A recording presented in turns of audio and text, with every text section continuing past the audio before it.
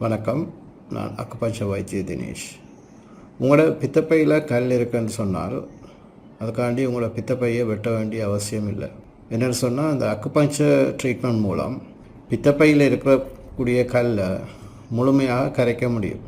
பித்தப்பையில் வர கல்லுன்றது உண்மையாக வெளியில் இருந்து எங்கேயுமே வாரதில்லை. அந்த பித்தம் தான் இறுகி கல்லாக போகிறது. பித்தம் இறுகி கல்லாக போனால் அந்த பித்தத்தை இழக்க முடியும். ஏன்னு சொன்னால் பித்தப்பைக்கு வர கரண்ட் இறுகி இருக்கிற பித்தத்தை இழக்கி முன்சுருடலுக்கு அனுப்புறதுக்கு தேவையான கரண்ட் வராட்டி தான் அந்த மாதிரி பித்தம் இறுகி கல்லாக போகிறது. பித்தப்பை என்ன செய்யுதுன்னு சொன்னால் ஒவ்வொரு கணமும் ஈரலிருந்து வெளியிடப்படுற பித்தத்தை ஈரலிருந்து பித்தம் ஒரு ட்ரொப்பாக வந்து கொண்டே இருக்கும். இந்த பித்தம் முன்சுருடலை கலக்கும். முன்சுருடலில் வர கொழுப்பை சமீவாடைய செய்கிறதுக்கு தான் இந்த பித்தம் எங்களோட உடம்புல சுரக்குது.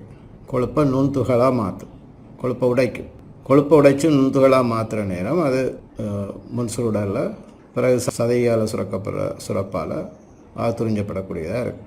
இப்போ இந்த பித்தம் தேவைக்கு அதிகமாக வந்ததுன்னு சொன்னால் எங்களோட குடலால் உறிஞ்சப்பட்டது இரத்தத்தில் கலக்கும். அதை தடுக்கிறதுக்காண்டி நாங்கள் சாப்பிடாமல் இருக்கிற நேரங்களில் வார பித்தம் எல்லாத்தையும் எங்களோட பித்தப்பை என்ன செய்யும், சேமித்து வச்சுருக்கோம். பிறகு நாங்கள் நிறைய கொழுப்புள்ள உணவுகளை சாப்பிட்ற நேரம் எந்த உணவு எடுத்தாலும் அங்கே கட்டாயம் கொழுப்பு இருக்கும். கொழுப்புள்ள உணவுகளில் சாப்பிட்ற நேரம் நாங்கள் சாப்பிட்ற சாப்பாட்டில் இருக்கிற கொழுப்புன்ற அளவுக்கு ஏற்ப பித்தம் சுரக்கப்படும். அதாவது பித்தப்பை அந்த இறுகி இருக்கிற பித்தத்தை இலக்கி முன்சுருடலுக்கு அனுப்பும். அதில் கொழுப்பு தரமாக சமீபடையும். தரமாக சமீபடைஞ்ச கொழுப்பை நாங்கள் HDLன்னு சொல்லுவோம், ஹை டென்சிட்டி லிப்போப்ரோட்டீன். தரம் குறைஞ்ச கொழுப்பை LDLன்னு சொல்லுவோம். இன்னும் VLDLன்னு இருக்குது, வெரி லோ டென்சிட்டியில் உள்ள கொழுப்பும் இருக்கும். இப்போ எப்படி தரமான கொழுப்பு தான் எங்களோட உடம்புக்கு மிக முக்கியமாக தேவை. தரம் குறைஞ்ச கொழுப்பை உடம்பு என்ன செய்யும், சேமிக்கும். நாங்கள் எதுவும் நாட்களுக்கு சாப்பிடாமல் இருந்தோம்னு சொன்னால் அந்த கொழுப்பை தான் சக்தியாக மாற்றி எங்களுக்கு கொடுக்கும். அப்போ கெட்ட கொழுப்பும் கொஞ்சம் தேவை. சின்ன ஒரு வண்டியும் இருக்கணும். அப்போ தான் அந்த கொழுப்பு எங்களுக்கு எமர்ஜென்சி யூசேஜ், அதாவது அவசர கால தேவைக்காண்டி அந்த கெட்ட கொழுப்பும் கொஞ்சம் எங்களுக்கு தேவை. ஆனால் கூடுதலாக நல்ல கொழுப்பு தான் இந்த உடற்கட்டுமானத்துக்கு தேவை. முட்டைகளுக்கு இடையில் ஒரு திரவம் இருக்கும் தானே, உராவி நீக்கி திரவமாக கிரீஸ் மாதிரி இருக்கும், இல்லை ஜெலி மாதிரி சொல்லலாம்.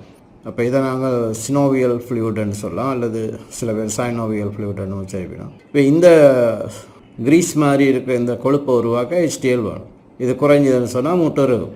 முட்டொண்டு எலும்பொண்டு உரசப்பட்டு இறுகினா அதை ஆத்ரைட்டிஸ்ன்னு சொல்லுவோம். அப்போ இந்த மாதிரி ஆத்ரைட்டிஸ் வரத்துக்கு காரணமும் நல்ல கொழுப்பு குறைகிறது தான். இப்போ பித்தப்பையில் பித்தம் இறுகி கல்லாக போய்கொண்டு போக பித்தம் இறுக கிறிஸ்டலைஸ் ஆகும், கல் மாதிரி வரும். அதாவது நீங்கள் ஸ்கேன் பண்ணால் அது கல்லண்டு காட்டும். ஆனால் உண்மையில் அது பித்தம் தான் இறுகி கல்லாக போகிறது. அப்போ அந்த பித்தப்பையில் வர பித்தப்பையில் சேமிக்கப்படுற இந்த பித்தம் ஏன் இறுகுதுன்னு சொன்னால் நாங்கள் கொழுப்பை சாப்பிட்ற நேரம் அந்த கொழுப்புக்கு தேவையான பித்தத்தை பித்தப்பையால் இழக்கி மீண்டும் முன்சுருடலுக்கு அனுப்ப முடியாமல் போகுது. பித்தப்பை என்ன செய்யுதுன்னா பித்தத்தை இழக்கும்.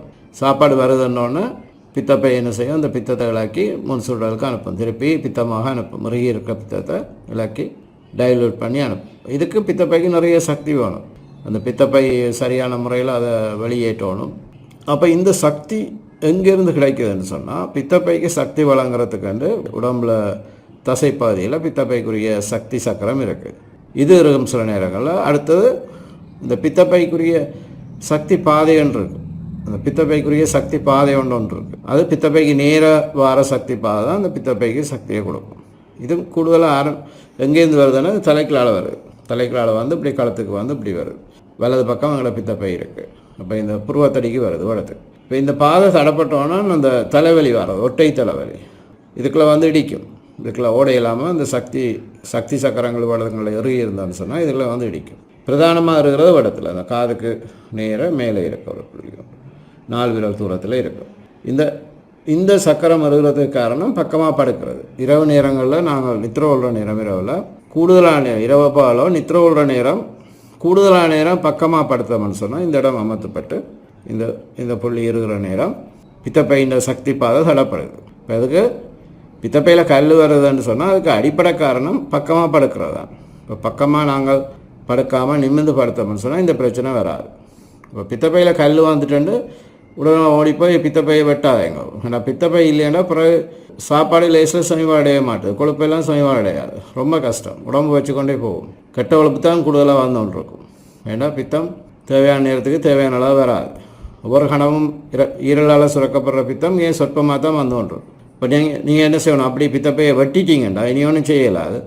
சாப்பிட்ற சாப்பாட்டை பிரித்து சாப்பிடணும். ஒரேடியாக நிறைய சாப்பிடாமல் இந்த வார பித்தத்துக்கு ஏற்ற அளவுக்கு நீங்கள் கொஞ்சம் கொஞ்சமாக 4 நேரம் 5 நேரம் 6 நேரம் அப்படி சாப்பாட்டை பிரித்து சாப்பிட்டீங்கன்னா கொஞ்சம் அதுலேருந்து பாதிப்புலேருந்து தப்பிக்கொள்ளலாம். இல்லை வளமையாக சாப்பிட்ட மாதிரியே 3 நேரம் நல்லா கட்டுனீங்கன்னா உடம்பு வச்சுக்கொண்டே தான் போகும். யாராலும் அந்த உடற்பருமனை நிப்பாட்டலாது. இப்போ அதுக்கு நாங்கள் என்ன செய்யணும்னு சொன்னால் சாப்பாடை பிரித்து சாப்பிடணும். அதேமாதிரி உங்களுக்கு யாரும் பித்தப்பையை வெட்டணுமென்று சொன்னால் முதல்ல எங்கள்கிட்ட வாங்க, எங்கள்கிட்ட ட்ரீட்மெண்ட் இருக்குது. அக்குபஞ்சரில் இதை முழுமையாக குணப்படுத்தலாம். ஒரு பக்கத்துக்கு 12 ட்ரீட்மெண்ட் செய்யணும். ஒரு சக்தி சக்கரத்தை நாங்கள் பூரணமாக பழைய எல்லாமே கொண்டு வரத்துக்கு இறுக்கத்தை எடுக்கிறதுக்கு 12 தடவை அக்குபஞ்சர் ட்ரீட்மெண்ட் செய்யணும். ஒரு பக்கம் 12 ட்ரீட்மெண்ட், மற்ற பக்கம் 12 ட்ரீட்மெண்ட் செய்தோம்னு சொன்னால் 24 ட்ரீட்மெண்ட் வரும். கிட்டத்தட்ட ஒரு மாதத்தில் இந்த பித்தப்பையில் உள்ள பித்தப்பையை வெட்டாமலே நாங்கள் கரைக்க முடியும். பித்தப்பையை அநியாயமாக வெட்டாதீங்க. எத்தனையோ பேர் இந்த மாதிரி செய்து கொண்டு இருக்கீங்க. என்ன சொன்னால் இதால் பாதிக்கப்பட போகிறது நீங்கள் தான். வெட்டுறாக்களுக்கு பிரச்சனை இல்லை, வெட்டி போட்டு போயிடணும். வாழ்நாள் முழுவதும் அதால் பாதிக்கப்பட போகிறது நீங்கள் தான். அதே நேரம் இந்த மாதிரி பிரச்சனை வரத்துக்கு காரணம் படுக்க முறை. அந்த படுக்க முறையை மாற்றுங்க. பித்தப்பையில் இருக்கிற கல்லை முழுமையாக கரைச்சி அந்த கல் இல்லைன்னு சொல்லி நீங்கள் ரிப்போர்ட் எடுக்கலாம். அடுத்த ரிப்போர்ட் எடுத்து பார்க்க உங்களுக்கு கல் இல்லைன்னு வரும். அந்தளவுக்கு இது 100% வெற்றிகரமான ஒரு சிகிச்சை. நீங்கள் அந்த சிகிச்சையை செய்தீங்கன்னு சொன்னால் ஒரு மாதம் எடுக்கும். ஒரு மாதம் சிகிச்சையை செய்தீங்கன்னு சொன்னால் நீங்கள் பித்தப்பையை வெட்ட தேவை. அது மட்டும் இல்லாமல் அந்த உடற்பருமன் கூடுனாக்களுக்கும் அந்த உடற்பருமனை குறைக்கிறதுக்கும் இதுதான் சிகிச்சை. ஏன்னு சொன்னால் பித்தம் ஒழுங்காக சுரக்காதெல்லாம் கெட்ட கொழுப்பு வந்து உடற்பருமன் கூடுது. அப்போ அந்த உடற்பருமனை குறைக்கிறதுக்கும் இதே சிகிச்சையை நாங்கள் செய்தோம்னா ஒரு மாத சிகிச்சையில் உடற்பருமன் குறையும். 8 கிலோவிலேருந்து 10 கிலோ 20 கிலோன்றெல்லாம் ஆக்களுக்கு உடற்பருமன் குறைஞ்சிருக்கு. கூடுதலாக உடற்பருமன் உள்ள ஆக்களுக்கு கூடுதலாக வெயிட் குறையும். குறைவாக உடற்பருமன் உள்ள ஆக்களுக்கு குறைவாக குறையும். யாராக இருந்தாலும் நாங்கள் அது வந்து ஸ்கல்ப் அக்குபஞ்சர்னு சொல்லுவோம். இந்த ஸ்கல்ப் அக்குபஞ்சர் செய்யக்க உடம்பு குறையும்.